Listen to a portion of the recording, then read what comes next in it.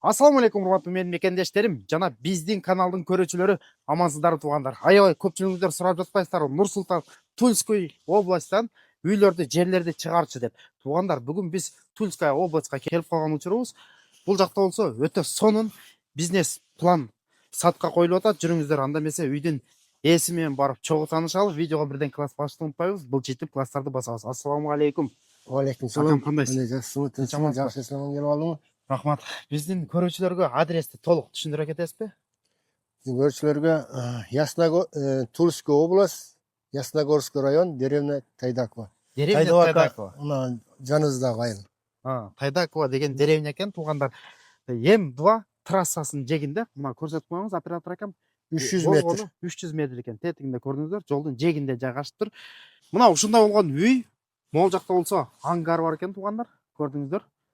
Өзү салып тур, бүт бардыгын. Могул жакта 15 гектар жери менен өтө срочно сатка коюлуп атат. Жүрүңүздөр, анда эмесе үйдүн ээси менен үйдүн ичин кирип көрүп чыгалы, анан ангарын көрөлү, анан баасына айта кетебиз. Экрандан алыстабайбыз, былчитип классты басабыз. Акам, айта бериңиз, бул жерди кайсы жылы алганыңыз? Үйлөрдү кайсы жылы курдуңуз? Бүт бардыгын четтен биздин көрүүчүлөргө айта бересиз. Бұл жерді біз алғанымызға 2018 жылы алғанбыз. Біз алғанда ал жерде бір эле кудук болчу. Анан курук жер эле болгон. Ошондон кийин биз бул үйдү салдык, подстанция курдук, теплица курдук, мына зимний ангарды курдук. Анан кийин бешетка, ар жактагы кыргыз үйлөргө деп ичине стройка кылганбыз. Суу чыгардык бул жерге, скважина 80 метрден чукурлугу. Скважина чыгардыңыздар. Могу көчөттөрдү Көчөттөрдү өзүбүз алып келип отургуздук. Бул көчөткө где-то 4 жыл болуп калды. Бул көчөттөр могу гилас экен, а? Кол гилас. Мына берки виалма, мына чорник гилас бар го өзүбүздүн. Ошондой гилас, мына алмалар. Бүт өзүңүз отургуз. Өзүбүз отургузганбыз. Бул жакта жанагындай үй экен, үйдүн ичин кирип көргөзөлү. Могул жакта теплица, тетиги трансформатор бүт бардыгы сизге карашпы ошондо, Ошо теплицага курганбыз. Бул теплица биз каралбай калып, биз өз иштери менен болуп, Москвада ар жакта жүрүп калып, бул жер каралбай калып, мына үстүлөр мындай бузулуп калды. А так бул жаңы теплица. Профиль менен жаңы кылганбыз, өзүбүздүн колубуз менен.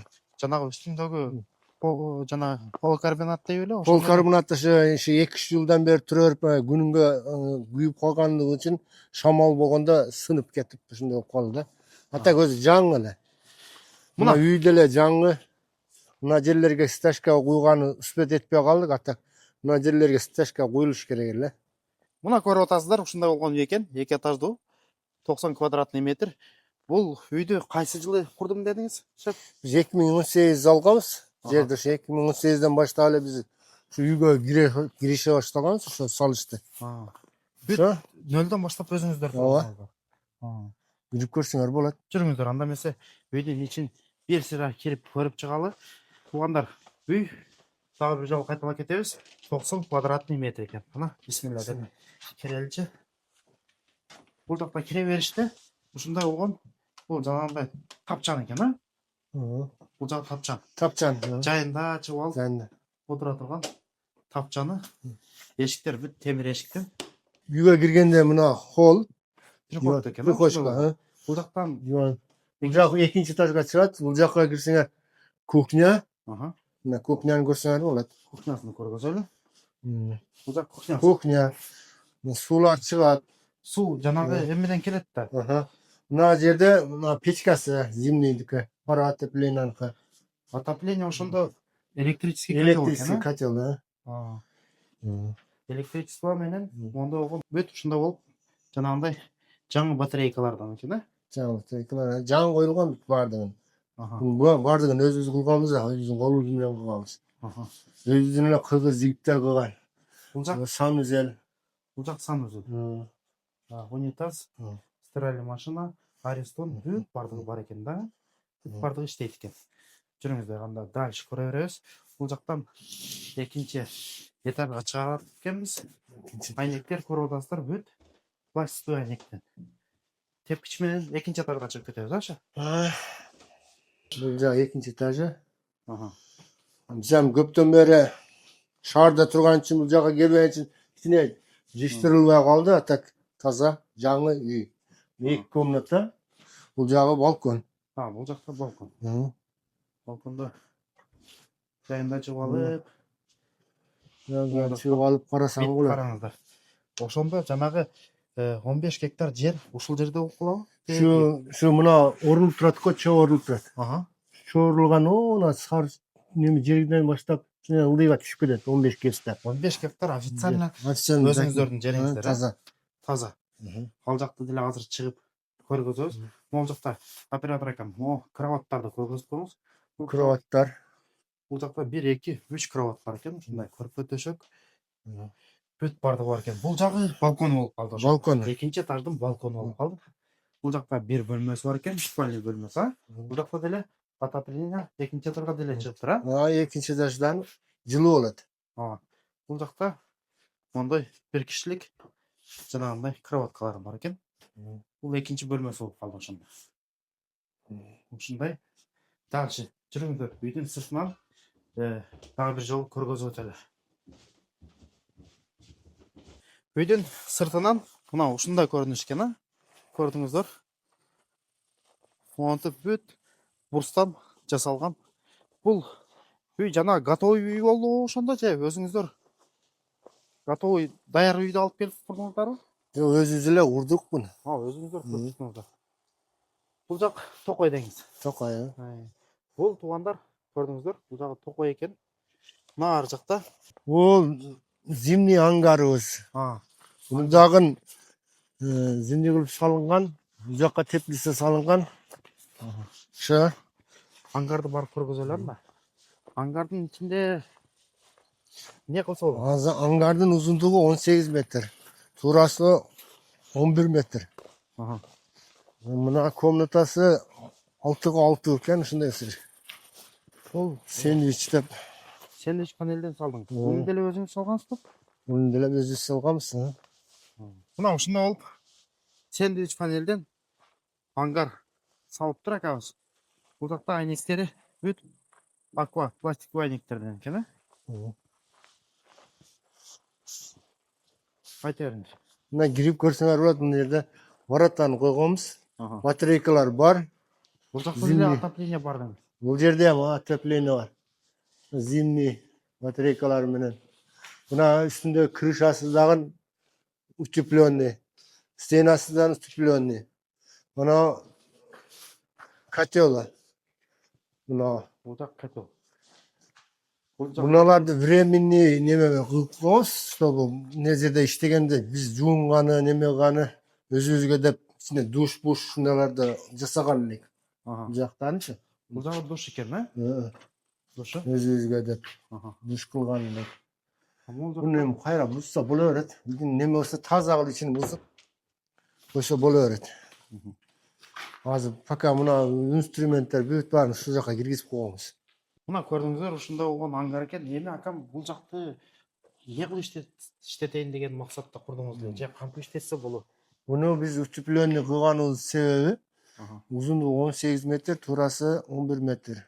Кышында печкаларды включать этип, бул жерге 5-8 стеллаж кылып туруп, бул жерге зеленый эксекпи деп кышы жазы.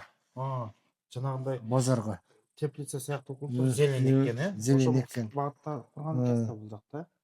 Зелень эгем деп. Демек алган адам бул жакты кышында деле зелень, жана козу карынбы, не эксе деле боло берет экен. Эми булар эми кимиси кандай кылса боло берет да.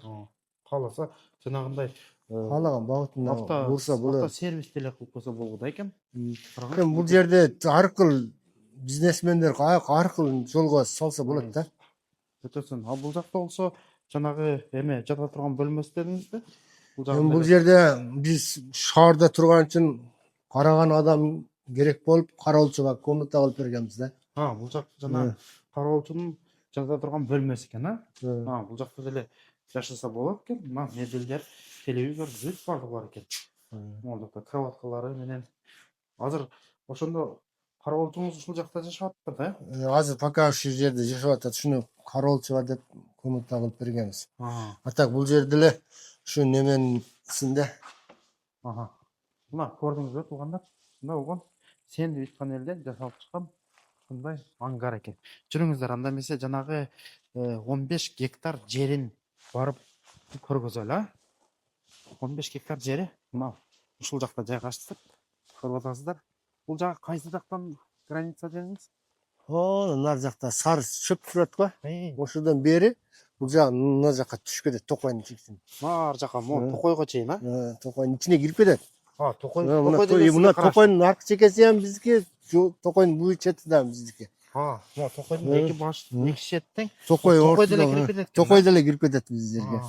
Ошондо документальный 15 гектар. 15 гектар, а так фактически келгенде 20 эле барып калат. 20га. Себеби Токойдун жамбаштары эсептелген эмес да.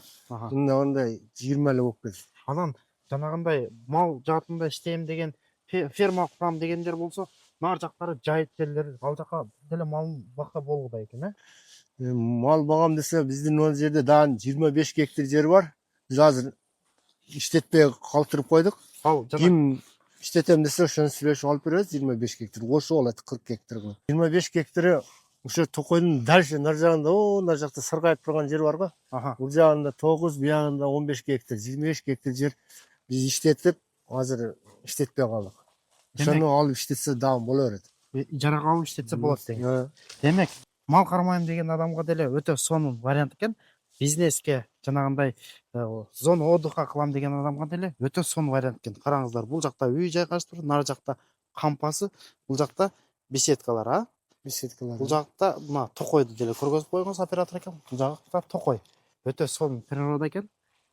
А бул жакта болсо Поля, каалашынча. Бул жакта эң негизгиси мага жакканы жалгыз үй экен, а? Жалгыз үй айылдан бери да. Жанагындай бизнес кылам деген адамдар болсо, могул жагын көрсөтүп койгон оператор экен. Могул жактарга жанагындай кыргыз үйлөрдү салып, же болбосо жанагындай модульный үйлөр бар го, ошолорду салып, сонун кылып туруп, зона отдыха кылып туруп, мындай катарга Токойдун жаныга эметсе жакшы болгудай экен, а? Ошо Токойдун наркы бетинде орулуп турат го чөптөр. Ошолордон 15 гектарга кирип кетет. Ошол жактагы. Наркы бетинде ham жери бар. Бул жагы мына Токойго дере жабышылган. Демек, мына кааласа, если алган адам тосом десе, ошо Токойдун наркы башынан баштап бар жагыга чейин тосуп чыкса болгудай экен, а? Боло береби ошентсе? Тосуп койсо боло берет. Тоспой койсо деле боло берет. Бул жерде деревня алыста. Бизден 3 километр нар жакта деревня. Мына бул жактары көрсөтүп коюңуз. Жай жерлерди. Бул жак ылдыйдагы Токой турат го. Ошол жака түшүп кетет. Нак Токойго чейин. Ушу жерди алып, ушу жерде кылганыбызда. Менин достор, тааныштар келип, эс албайлы дегенден кийин ушунун минеине келиптир, ушул нерселерди сала баштаганбыз. Мына эмелерди, Үчөөнү салып, кыргыз үй тиге турган кылып, бул деле готовый. Даярдап коюштур. Канализациялары бар, суулар чыккан ар бирине. Монтип 3 тапчан жасап коюптур. Оператор экен, көргөзүп коюңуз. Буларды ошо свайларды өзүбүз курганбыз, 2,5 метрлик свайлар. Ошо уровеньге каратып туруп, свайларды киргизип, ичине алматура 3төн бетондорду куюп, ушундай площадка курганбыз да. Бул жаккачы. Эмелерди жерге киргизген. Жерге кирген. Өзү 2,5 метрлик трубалар бүт барды. Ичине бетон куюп, свайларды киргизгенбиз. Мына жерлерди, мына тоголок ушу кыргыз үйгө деп коюлган. Азыр эми бул көптөн бери эч ким жок болгондон мына жыбаштар чыгып кеткен. Ата азыр муну деле оңдоп койсо болот кайрадан. Демек, бул жака кыргыз үйдү алып келип, кыргыз үйдү эле орнотуп койт, болду.